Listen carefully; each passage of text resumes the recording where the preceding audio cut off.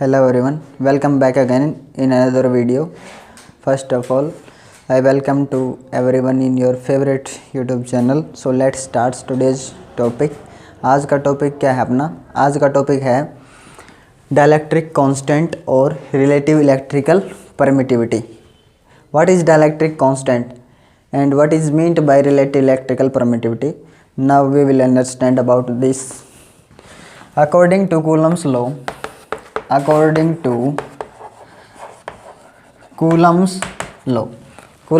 जानते हो. Coulomb's law पता है ना? हाँ, force between two charges. According to Coulomb's law, when two charges are situated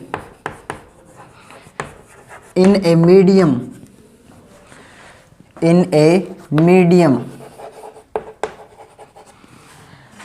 जब दो चार्जेस को आप किसी मीडियम में रखते हो तो उनके बीच कितना फोर्स लगता है.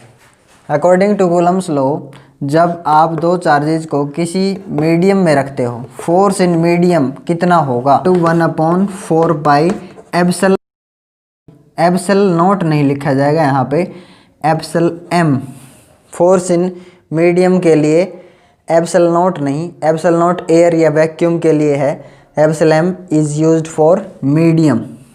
1/4 pi epsilon m Q1 Q2 upon r square. ये इक्वेशन फर्स्ट मान लीजिए. Then according to Coulomb's law, when two charges are situated in air or vacuum, जब दो चार्जेस को आप एयर या वैक्यूम में रखते हो, फ्री स्पेस में आप रखोगे तो उनके बीच कितना फोर्स होगा? तो एफ नोड यूज़ किया जाएगा. फॉर फ्री स्पेस या एयर या वैक्यूम के लिए एफ नोड यूज़ करेंगे. F naught is equal to 1/4 pi epsilon naught. Medium के लिए एप्सल एम यूज़ करेंगे और एयर या फ्री स्पेस के लिए epsilon naught Q1 Q2 upon r square. ये इक्वेशन होगी मान लीजिए second. Dividing second by first, on dividing equation second by first, जब आप सेकंड को फर्स्ट से डिवाइड करोगे सो एफ नोट बाई क्या लिखा जाएगा? F m is equal to क्या हो जाएगा? देखो 1/4 pi epsilon naught, 1/4 pi epsilon naught Q1 Q2 upon r square. ये एफ नोट लिख दिया मैंने, एफ नोट. अब divide by F force in medium, 1/4 pi epsilon naught Q1 Q2 medium के लिए एप्सिल एम 1/r स्क्वेयर. ये पलट के ऊपर चला जाएगा, सारी चीज़ें कट जाएंगी. 1/4 पाई से 4 पाई, Q1 Q2 से Q1 Q2, आर स्क्वेयर से आर स्क्वेयर. एप्सिल एम पलट के ऊपर चला जाएगा और एप्सिलॉन नोट नीचे आ जाएगा. So epsilon M by epsilon naught, जब हम इन दोनों को डिवाइड करते हैं तो फोर्स इन एयर या वैक्यूम, फोर्स इन मीडियम क्या आता है? Epsilon M by epsilon naught. So ये क्या है? Permittivity of medium divide by permittivity of air या वैक्यूम क्या आएगा? दोनों को डिवाइड करने पे रिलेटिव परमिटिविटी आ जाएगी. इलेक्ट्रिकल परमिटिविटी रिलेटिव मीडियम्स की चीज़ें समझ में. और इसको क्या लिखा जा सकता है? इसको के भी लिखा जा सकता है, डाइलेक्ट्रिक कांस्टेंट भी बोल सकते हैं इसको. के डाइलेक्ट्रिक कांस्टेंट बोले या फिर रिलेटिव इलेक्ट्रिकल परमिटिविटी के लिए एप्सल आर यूज किया जाएगा. सो एप्सल एम को आप क्या लिख सकते हो? एप्सल एम क्रॉस मल्टीप्लाई करो, epsilon m is equal to epsilon naught into epsilon are.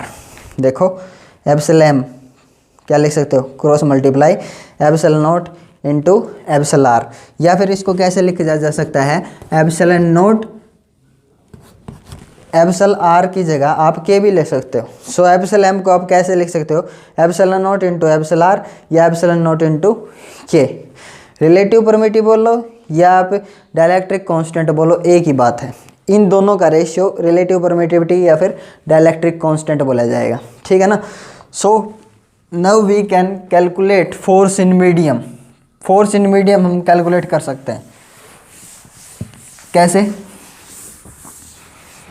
कैसे कैलकुलेट कर सकते हैं, तो एप्सिलॉन एम को आप हटा के क्या लिख सकते हो, एप्सिलॉन एम को रिप्लेस करके फोर्स इन मीडियम आप लिख सकते हो epsilon naught into epsilon R, ये चीज़ epsilon naught into epsilon are. या फिर इसी फॉर्मूले का आप कैसे लिख सकते हो, force in medium is equal to 1/4 pi epsilon naught के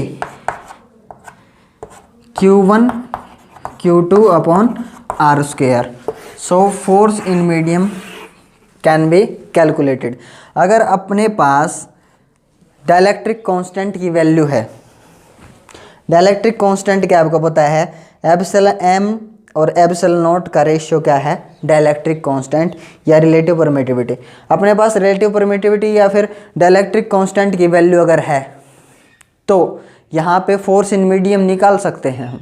कैसे, जब आप उसको उस मीडियम की परमिटिविटी और फ्री स्पेस की परमिटिविटी से डिवाइड करते हो तो क्या आ जाता है, के डाइलेक्ट्रिक कांस्टेंट, या फिर ये आ जाता है, सीधी सीधी बात है। तो जब अगर हम चार्जेस को पानी में रखते हैं तो वहाँ पे वाटर में रखते हैं तो क्या देखा गया कि डाइलेक्ट्रिक कांस्टेंट की जो वैल्यू है वो 81 है। समझ में, डाइलेक्ट्रिक कांस्टेंट जो है फॉर वाटर इज 81। सो आप ये कैलकुलेट कर सकते हो कि वहाँ पे पानी में कितना फोर्स होगा।